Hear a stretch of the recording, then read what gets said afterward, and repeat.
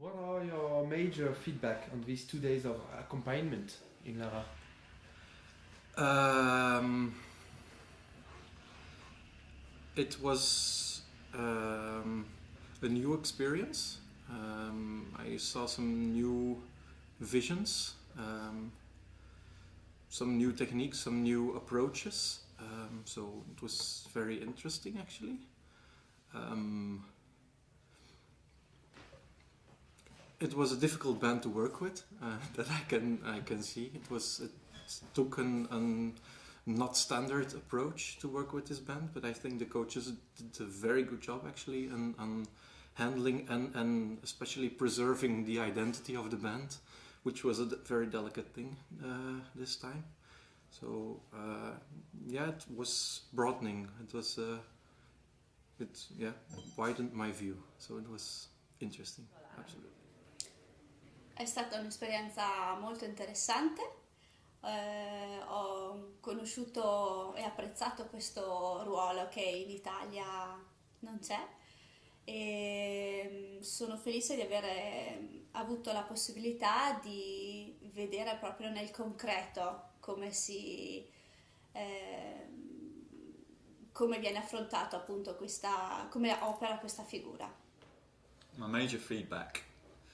Um, I think probably the main thing for me has been to see action, to see things in action, rather than just hear about it, to actually see people doing things in the context that they would normally work.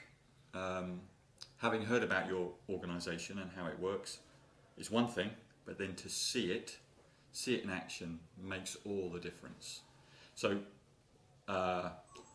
that's kind of the main thing that I got out of it, really, just seeing how things work, and then thinking about how what I've seen compares to what I do or what my organisation does, and how it balances.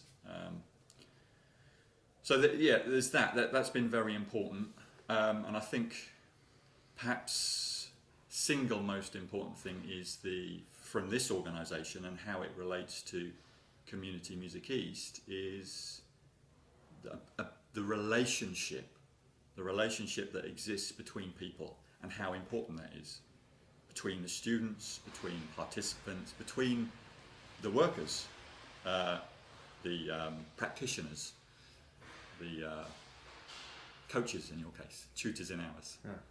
Yeah, that's what I'd say about that. Absolutely.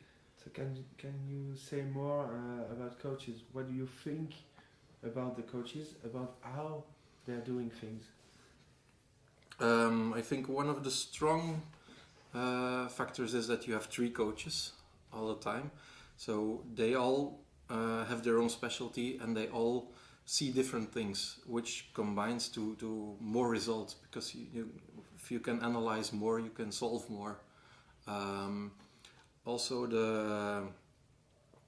because they talk together, they form one vision, and that lessens the chance that you take a wrong direction or you take a wrong vision or a wrong opinion of a band, which is trickier if you are alone or only with two people.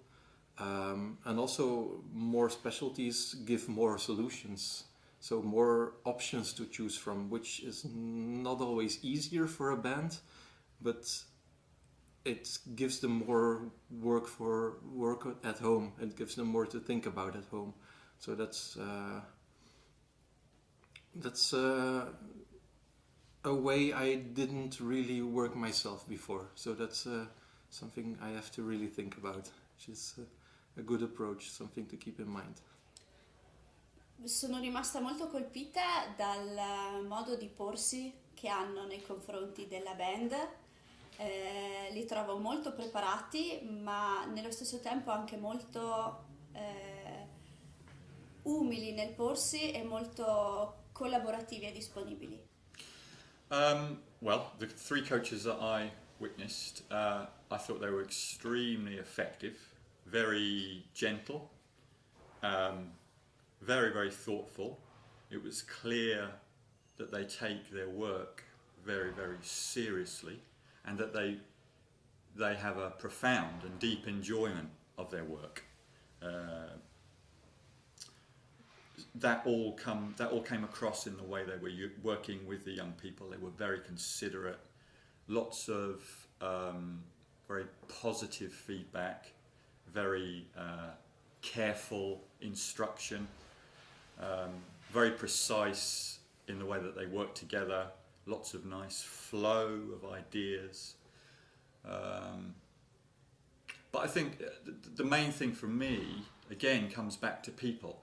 In our discussions and listening to the tutors talk before we saw them deliver, before we saw them working, it was clear that they were thinking very deeply about their students, the group that they were going to work with, and how best to serve them, because it's a kind of service. So that was one of the really powerful things for me, seeing that work. I would also add that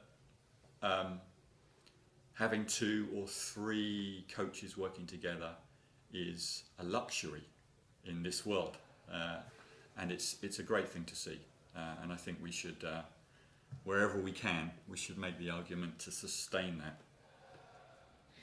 It's a good transition with the next question. To compare with your experiences, what are the common points or differences you can talk about? I think most common is the fact that you work with people. We're not here to produce, we are here to help a band solve some problems. And the key to that is to see the band's problems and to help them realize themselves which the problems are, because sometimes a band arrives and they think they have a certain problem while the actual problem is something completely different, which leads to the problem they noticed. So the social skills are extremely important. You work with people. They have their opinion. They have their purpose. They have their vision, and we are not here to try to change that vision. We are here to help them achieve that vision, and that's something that's very common, and that's absolutely necessary, I think. Otherwise you get the Simon Cowell producing stuff, where everybody has the same commercial vision, nobody has an identity anymore. Allora, la differenza sostanziale è le persone con cui io entro in relazione, perché io non lavoro con le band e con gli adulti, ma con i bambini. Però il punto in comune che non pensavo ci potesse essere è appunto la modalità con cui posso entrare in relazione con i bambini e l'efficacia che questa modalità ha. Yeah. I think one of the main ones is, and it's very difficult to pinpoint with language, but it's something about the culture. So if we're talking about band coaching, in the UK, when we run a thing called band skills, so it's looking at similar areas, often working with maybe slightly younger bands, but there's something about the difference between the level of detail that the band coaching, the stuff that I've seen, it's the level of detail with which it goes into. It's almost like, perhaps the best way to describe it is, the band coaching seems to start at the point of, for example, looking at the sounds, because that in this region that seems to be a really important thing, that the sound is right, and there's a lot of attention to detail, and that could be a really effective starting point. It's not one that I would normally use in band skills. It would be much more looking at the fundamental skills of rhythm, song making, etc., etc. So we'd come at it from outside, whereas what I saw over the last couple of days starts here and grows outwards. So there's something about that which is somehow it's cultural. It's a cultural understanding and difference. And somebody said earlier yesterday about the amount of people in France, for example, that make music is very, very high, and they do it because it's pleasurable, not to be a star, just because it's important. And I think that's the same in the UK. It's just thought of differently. So yeah, there's something about that as one of the main differences. I'm sure there are others, and I'm really looking forward to finding out from the different groups and tying it all together at some point in the future. And you know the name of the project, Music in Progress. The last question is about that. Do you have any ideas about the way Music in Progress can progress?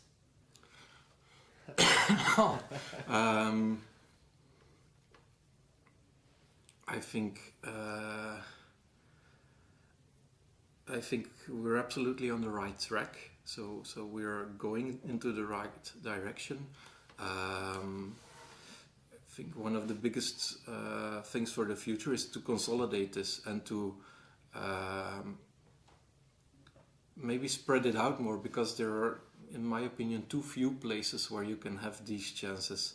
I know ARA is here, I know in the Netherlands, I know some places, but it's still very, very limited. And as been mentioned plenty of times these days, budget and time are the biggest limiting factors, and that's something very difficult to overcome with only the band's money or organizers' money and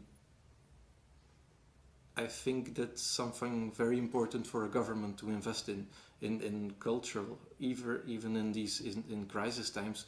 Culture is the most important thing people general as a nation, or as Europe, or as just people in general have. I mean, we've had music since 20,000 years, and it will always be there, but somewhere it needs to be supported, and the more people that play music, the more you need to support it. And I think that's the biggest challenge, to get more funds to keep this project alive and to expand it. I think the direction we are going is good, but we need more, just more. More. Ok, right, thank you. You're welcome. Beh, sicuramente è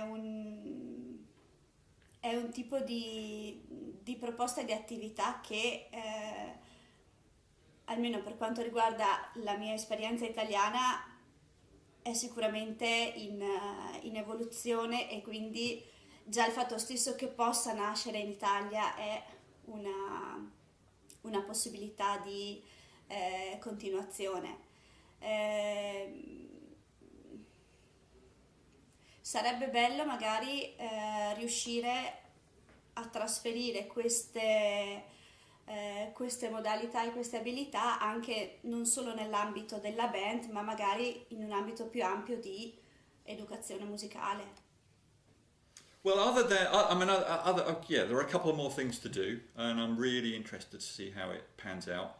My feeling at this stage is there's very clearly some work that we could do amongst the coach, tutor base, the practitioners, around pedagogy or around delivery skills.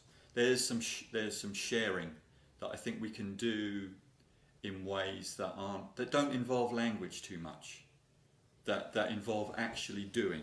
Yeah, some practical work that we could do. I'd be very interested in exploring that. And I think there are, for me personally, I can see all sorts of ways of doing that. And working with the people that I've met already, it would be a fantastic opportunity. So some sort of cross-border cultural practice exchange. Yeah, that would be, not only would that be useful, it would be fun. Yeah, and I think it would be beneficial to obviously every organisation. Beyond that, I don't know, nice food, eating together, just normal things, those powerful things, good. That's it.